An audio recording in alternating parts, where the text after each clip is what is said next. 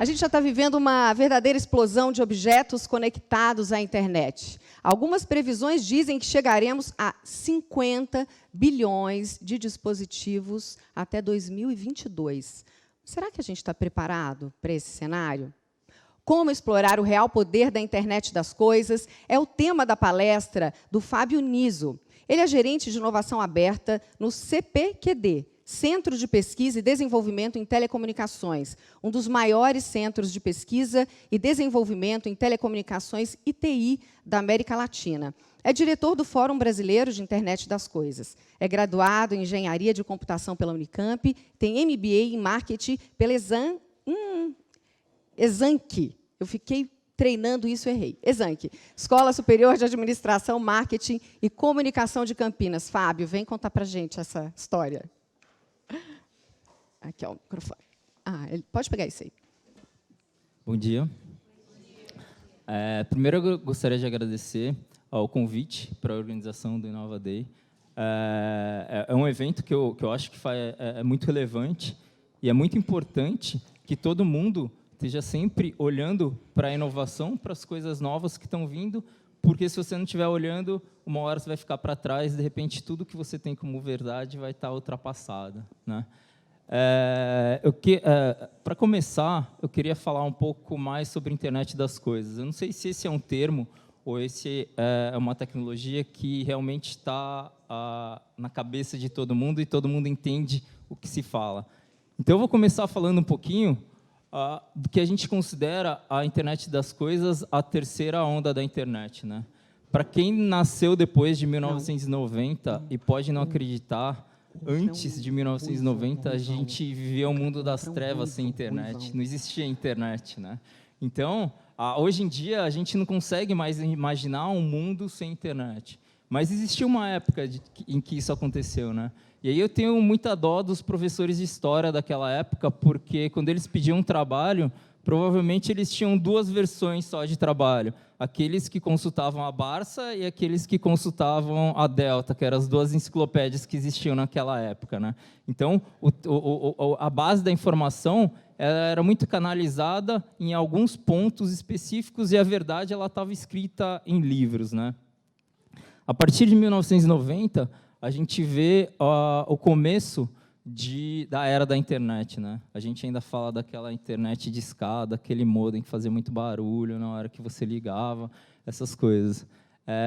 E ela trouxe uma capacidade de diversidade de conhecimento, de exposição de conhecimento e de busca de conhecimento em lugares diferentes. Então, busca de diferentes pontos de vista em cima dos mesmos fatos, né? Isso traz uma relevância e traz uma importância muito grande para tudo que aconteceu depois. Então, a partir desse momento, você começa a ter o conhecimento mais descentralizado, vamos dizer assim, né? Isso é bom por um lado, mas isso é ruim por outro.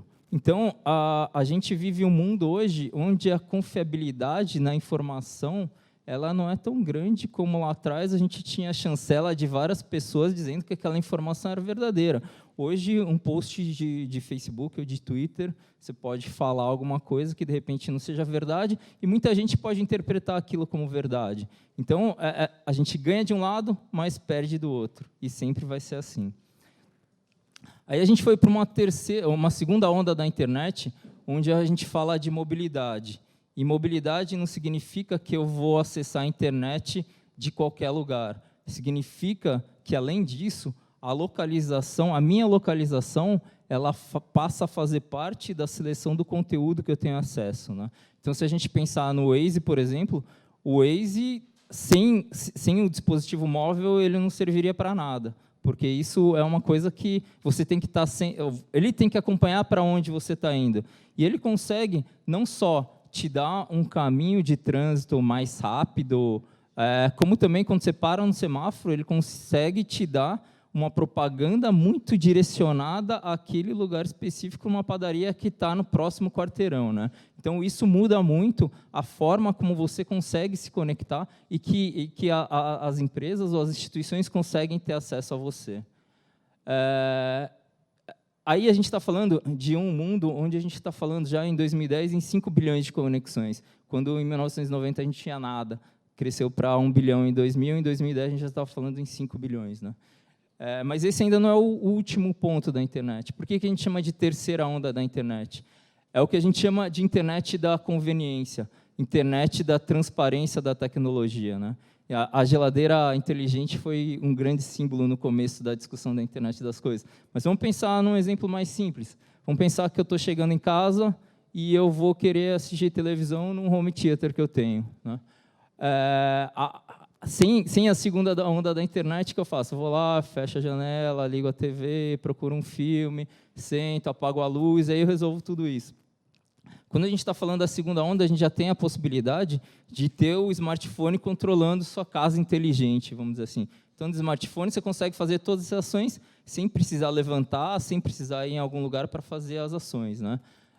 Quando a gente está falando da terceira onda, a gente já está falando de eu entrar na sala, a sala entender que não é uma pessoa qualquer que está entrando, que é o Fábio que está entrando, ela entender o que eu tive de compromisso naquele dia e falar, nossa, o Fábio teve um monte de reunião hoje. E tem algumas pessoas aí das reuniões que são muito chatas. Então, o dia dele foi extremamente estressante. Então, eu vou pegar e vou fazer todas as ações, então vou fechar a cortina, vou apagar a luz, vou ligar a TV e vou colocar uma comedinha bem besta para ele assistir, porque é isso que ele está precisando nesse momento. Então, é o momento em que você faz as coisas. A tecnologia, você não precisa mais ter essa interação física com ela. Ela fica transparente, por isso que a gente fala de transparência da tecnologia. Você nem sabe o que ela está fazendo por você, e isso já incorpora no seu dia a dia. Hoje, você olha para isso e fala, eu sei que tem a tecnologia que está me ajudando nisso, naquilo. Vai chegar um momento que você nem vai mais perceber que tem alguma tecnologia envolvida ali. Né? E aí a gente já está falando de 50 bilhões de dispositivos conectados. Quando a gente fala de internet das coisas e quando a gente fala de assuntos complexos, eu acho que uma forma fácil da gente tentar entender o que é através de analogia. Né? Então, agora eu vou fazer uma analogia de internet das coisas com o corpo humano, porque eu acho que tem muita coisa que tem a ver ali. Né? Então, quando a gente está falando nas camadas de internet das coisas, quando a gente está falando uma arquitetura de internet das coisas, o primeiro ponto, que está mais perto do mundo físico, são os sensores e atuadores. Então, são os dispositivos que vão entender o ambiente, vão entender o e-mail e vão poder interagir com o ambiente. Né? Então, isso, se a gente fizer a analogia para o nosso corpo humano, são os nossos sentidos e são os nossos músculos. É o que permite que a gente entenda o ambiente, a gente sinta o ambiente e permite que a gente haja nesse ambiente. Se a gente ficar só no músculo e nos sensores, a gente não tem muita coisa. Né? Então, a gente precisa que essa informação toda que está saindo da minha mão, do meu olho, do meu ouvido, que ela vá para algum lugar centralizado, onde o cérebro consiga tomar ações em cima do que eu estou percebendo do mundo. E a mesma coisa a internet das coisas. A internet das coisas, se as informações elas ficarem contidas só no dispositivo que tem aquela informação, ela vai ser menos inteligente, porque ela vai considerar menos parâmetros para tomar suas decisões. Né? Então, aí a gente está falando em necessidade de ter a conectividade, seja Wi-Fi, seja 3G, seja qualquer tipo de conectividade que existir. Aí, o próximo ponto é pegar essa informação e levar para algum lugar centralizado. No nosso corpo, essa informação vai para o nosso cérebro. Na internet das coisas, ela vai para uma nuvem. Então, todas as informações que estão sendo coletadas, elas precisam ir para algum lugar centralizado, onde você consiga juntar todas as informações e tomar as ações pertinentes. Né? Então, a próxima camada é de suporte à aplicação. O que é?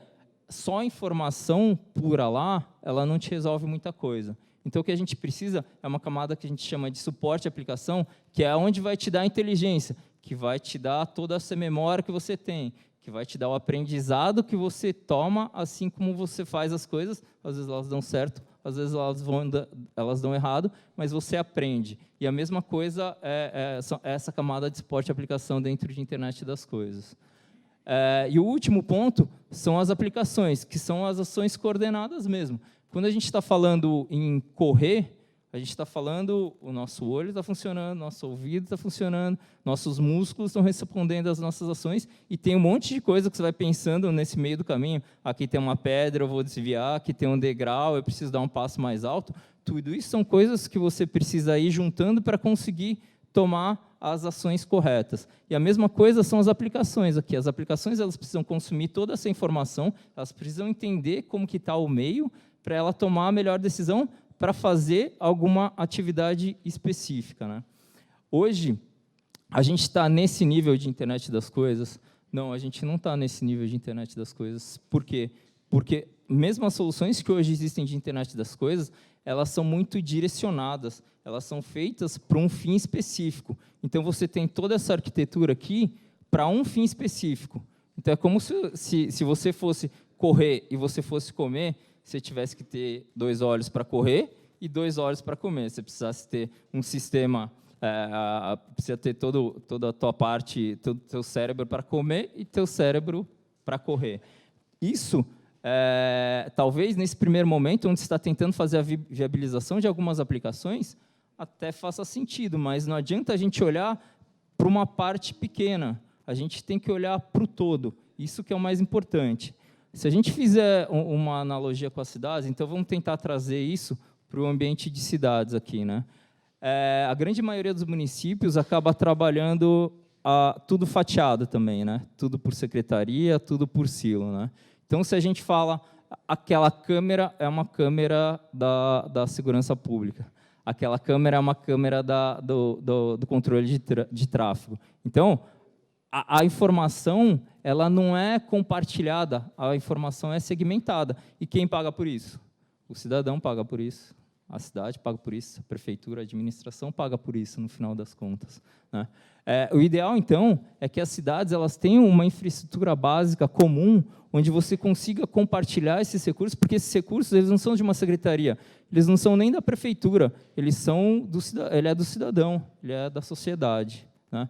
E aí, a partir do momento que você consegue ter essa infraestrutura básica compartilhada, você consegue habilitar que empreendedores consigam desenvolver soluções em cima da cidade. Então, é você parar de depender só das grandes empresas, das grandes instituições, e permitir que pequenos empreendedores, pequenas empresas ou médias empresas tenham acesso a um ambiente que eles nunca teriam acesso. Então, a partir do momento que você consegue tornar tudo isso uma coisa só e consegue dar acesso para que as empresas, as pessoas consigam desenvolver em cima desse ambiente já estruturado, você consegue fazer com que elas consigam gerar soluções mais interessantes para o cidadão. E aí, é bom a gente pensar, em cima desse cenário, é bom a gente pensar em 2 pontos específicos só.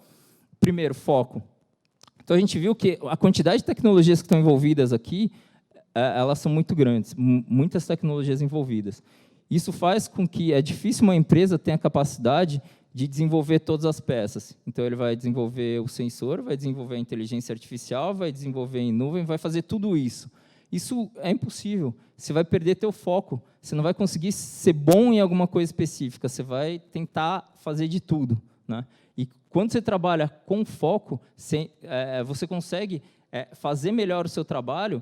E aí você precisa de um ecossistema que são outras empresas que são complementares a você, que conseguem complementar o seu trabalho, complementar o seu serviço, e no final, cada um fazendo o seu melhor, você consegue ter melhores soluções. E o último ponto é que, para essas pequenas empresas e médias empresas, vender para o governo é um problema.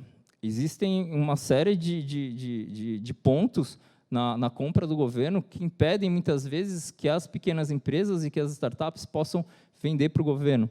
Então, um ponto importante para se pensar é o que eu consigo viabilizar para a iniciativa privada, para ela ter o recurso, para ela investir, e atingir também o público. Então, se eu for pensar em algumas coisas, tipo, Uber é uma coisa que é o privado que paga, mas é o público que se beneficia também. O cidadão se beneficia no final das contas, né?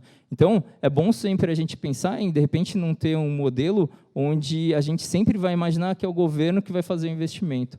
O governo, muitas vezes, não tem nem essa capacidade ou não tem essa velocidade para fazer o investimento no momento que é necessário, né? Então, é bom a gente sempre pensar em tentar casar tanto o público quanto o privado. É lógico, sem preferencialismo, sem nada do tipo, mas fazendo com que cada parte consiga viabilizar uma parte. Então, a cidade consegue viabilizar o ambiente, consegue viabilizar a infraestrutura, e o privado consegue viabilizar o recurso financeiro e consegue se beneficiar também daquilo que está sendo entregue. Era mais isso que eu queria falar, e depois a gente conversa um pouco mais.